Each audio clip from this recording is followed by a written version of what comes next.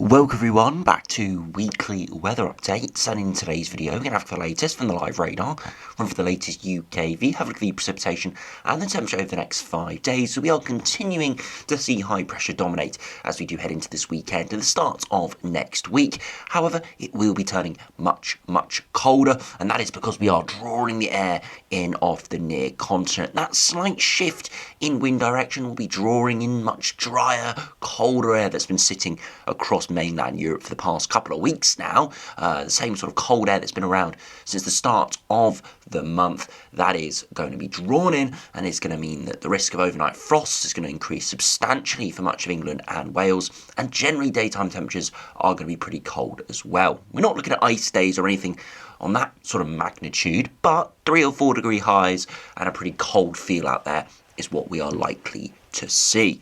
Now, it isn't accompanied by very cold upper air temperatures. As I said, it is low-lying cold air that's been sat across the continent, so we're not expecting any snow or anything of that sort. It is looking to remain like it's going to remain dry until perhaps later on next week, where we'll see a big change as we do start to see the Atlantic having a bit more of an influence.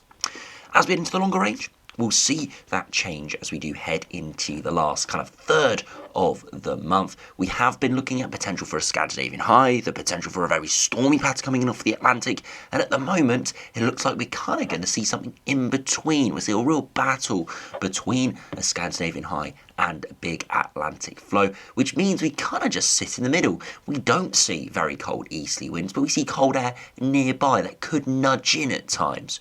We also don't see the massive Atlantic storms. They sit out more in the Atlantic, perhaps exerting a bit of influence over us at times, but not with their full force. Of course, things can change, and one or the other could have a little bit more of an overwhelming effect, but at the moment we look in between those two patterns, which means hopefully we don't see anything too disruptive, but very small changes could tip that balance. So do remember, if you enjoy my videos, make sure you like and subscribe, and remember to follow me on Twitter as well, the link's in the description. Now, if you start on the live radar, you can see not too much going on at the moment. Lots of very dry conditions, a few bits and bobs of rain in the far north and west, but not too much going on as the high pressure continues to dominate. Do you look at the temperatures? We are starting to see that inversion taking place with that flow coming in off the continent. It's really going to take hold through Saturday, but we're starting to see that influence. And overnight last night, we did see a few spots getting close to freezing. But you can see today a lot more in the way of blues and a few patches of lighter blues there across parts of Wales, in and around London and eastern England. That is where those temperatures are starting to drop and not get anywhere near as high as they had the last couple of days as the air is coming in off Europe. You can see for much of Europe, we are seeing temperatures not getting much above freezing, so very cold surface temperatures here. And we're going to slowly drag that influence to our shores. You can already see the further southwards and eastwards you are, the colder it will be, and this will get exacerbated over the coming days.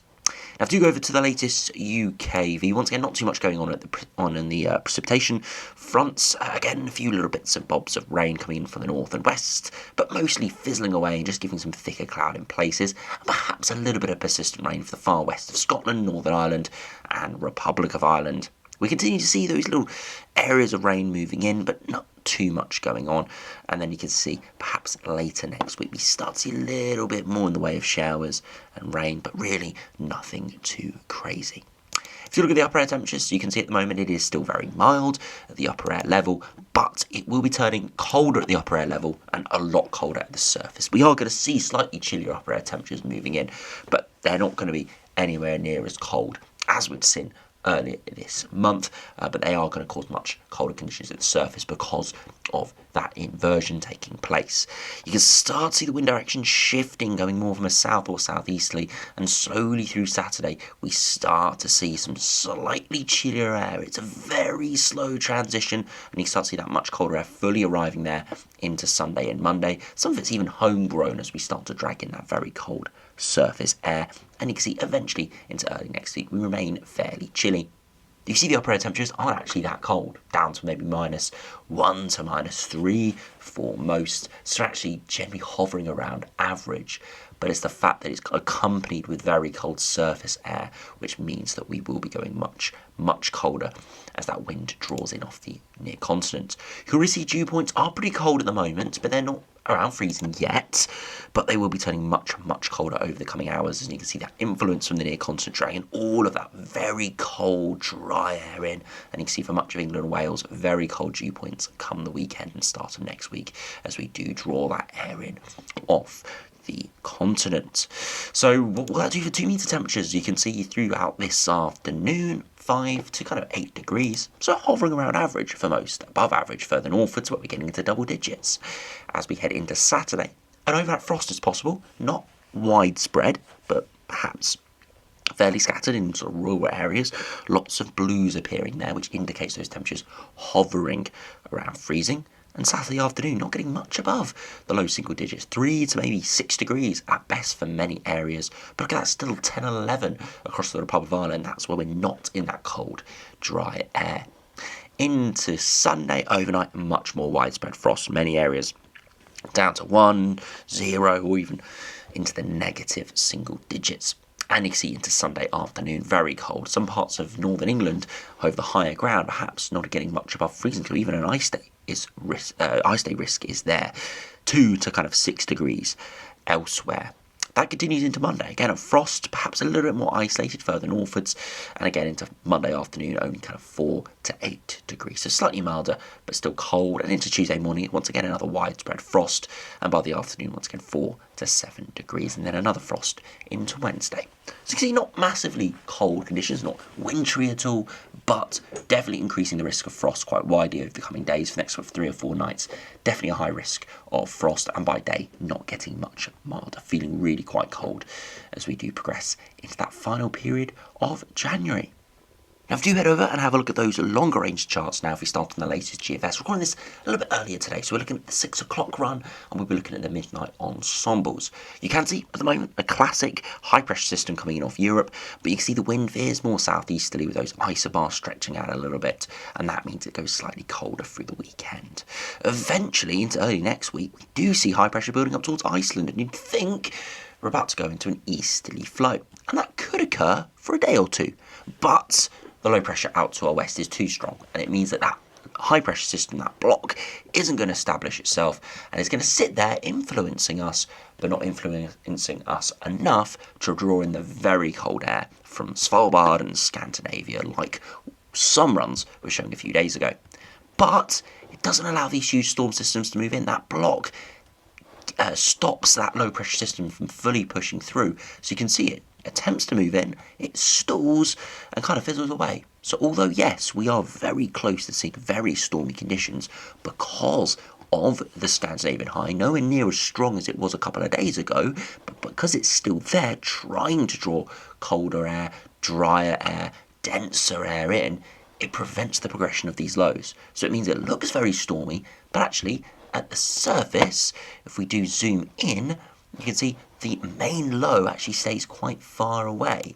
Yes, we probably will still see bands of rain moving through, but they won't be anywhere near as intense as if that low fully landed. And the same with the winds. Very strong winds do move in, but really only for the far west of Republic of Ireland, and most of those winds don't really make it onshore. Yes, eventually we do see a passage of a more sort of stringent area of low pressure there into the longer term once the high pressure slowly breaks down. But at least in the short to medium term, with that block placing quite a big obstacle there to our east, it means the progression of these significant lows is very slow, and it takes a good few attempts for eventually you can see those darker blues fully push in, and that's the tropospheric polar vortex fully arriving, and then right towards the end of the run, a pretty doom and gloom chart with a very far-fetched southwesterly would be exceptionally mild, and a lot of cloud as well. Look at that, 13 or 14 degrees come the early hours of the morning, trying to come in from the southwest. So yeah, an exceptionally mild pattern. You can see that from the potential equivalent temperature here, drawing up a very far-fetched southwesterly all the way from the mid-Atlantic. So yeah, we'll have to wait and see exactly what happens in that longer term prospects, i.e. kind of day 10 and beyond. But up until day 10, that Scandinavian high looks like it's going to have some influence. If we do go back to that period, definitely have some influence, this big cold block of air, and it could try and push in at times. It gets very close, within a couple hundred miles from pushing into some exceptionally cold air, but it doesn't have enough strength. As I said, slight alterations in the positioning here could draw that very cold air in.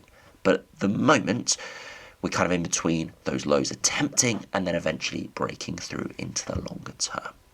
If you check out the latest GM to see how that does compare, again, we continue to see high pressure dominate over the coming days. Eventually, slight easterly wind comes in mid next week with that Scandinavian high, and then these lows attempt to approach, but once again get pushed away by that high.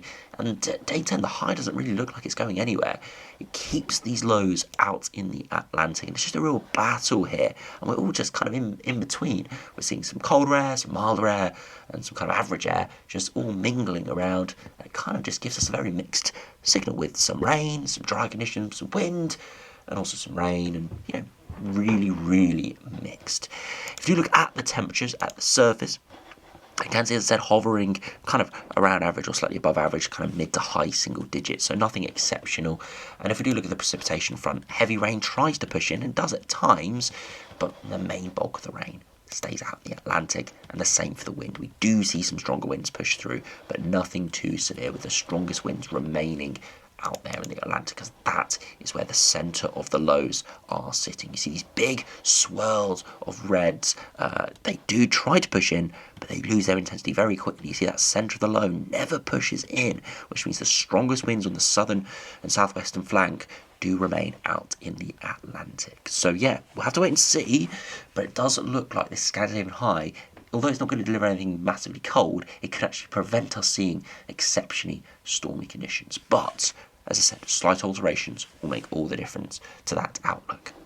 To finish by looking at the latest ECMWF, again, very similar over the coming days. Eventually, see that high building up towards Iceland, slight easterly flow for a time, before eventually the Atlantic tries to push in. Once again, it's really severe lows trying to push in, but have a really hard time coming in from the west, very slow moving and stall before actually clearing back into the Atlantic.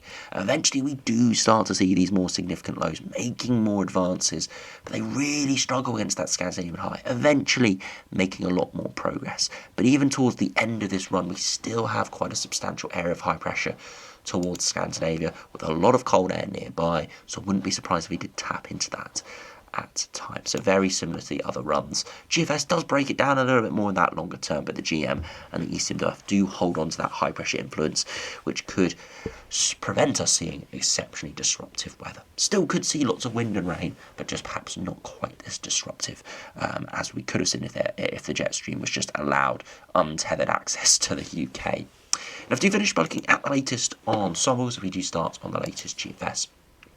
At the moment, the 6 o'clock run is just coming out to day 8, and you can see not too much going on. But if we do look at the midnight run to give us a bit more of a long-term view, you can see generally hovering around average, above average, below average, but really not too much deviation by about a degree or so. So pretty much as we saw from those operational runs. Some colder ensemble members, some milder ensemble members, but not too many that are exceptionally mild, not too many that are exceptionally cold either.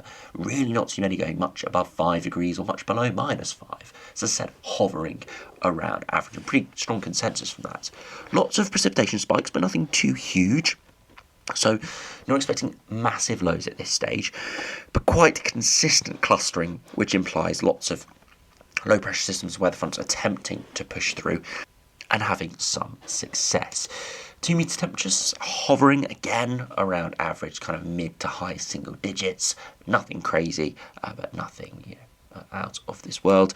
So yeah, we'll have to wait and see with that.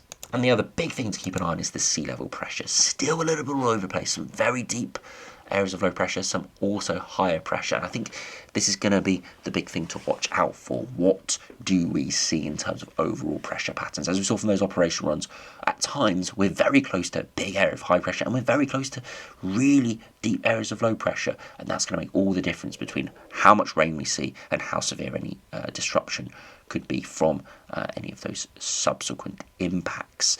But at the moment, with this big spread in the overall pressure, which is expected with these big systems very close by. It just generally means we've got pretty low certainty on exactly what we will see. So it just shows you that all options are still on the table, but at the moment I'd say the favoured one is for us to kind of be in between, with some high pressure influence but some low pressure at times, perhaps that low pressure breaking through fully into the longer term. And if you finish by looking at the latest ECMWF ensembles, dropping down back towards average and then hovering around average, and actually very, very similar here to the GFS. Really not too much to distinguish between them, with moderate precipitation in the longer term, but persistent, and temperatures hovering around average. And the same with sea level pressure, a little bit more over the place, a bit more clustering perhaps into the final week of January, but still lots of spread, some high pressure, some lower pressure, but you can see not too many are exceptionally deep down towards that 980 or below, which does give me the impression that the lows at the moment are looking like they could stay out in the Atlantic, or at least the centre of the lows, which means the most severe impacts could stay at least in the western part of Britain, or could stay offshore. So that's the best scenario, and we'll have to wait and see exactly the details for that. But at the moment, it does look like it's going to be a real battleground scenario, which does mean, unfortunately, we are going to see some very conflicting impacts, and we are going to see some big conflicting runs as well over the next couple of days, as I do suspect some runs will have the high pressure winning out at some points, and other runs will have the low pressure winning out, and they'll have vastly different impacts as we head into the final week or so of January. So as I said, we'll wait and see what happens, but at the moment, as I said, battleground going on, and it's one to keep a very close eye on, and I'll be very interested to see what the UKV pushes out in the next few days. As I said, there could be some massive temperature contrasts and massive differences in precipitation amounts where that high pressure, low pressure boundary does set up. So anyway, thanks for watching, hope you enjoyed, subscribe if you're new, and I'll see you again for another video soon.